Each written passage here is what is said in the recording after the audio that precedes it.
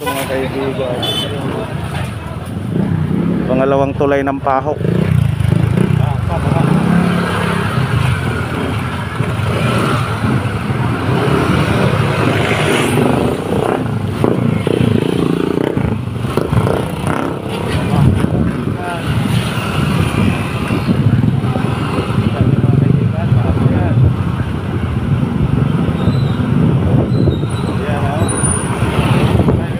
Pangalawa kanina tulay.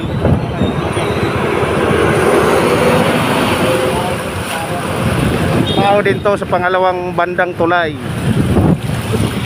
Ayan o, baka dito. Kahapon hindi talaga sa madaanan. Lagpas tao dito, kahapon dito.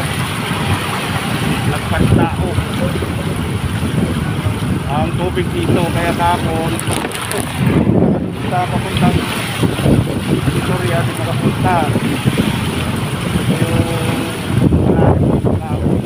tao saka dun sa kabila pirit-pirit sa kabila daling siya ng umupa. Ito wala pa talaga hanggang ngayon, mababa pa.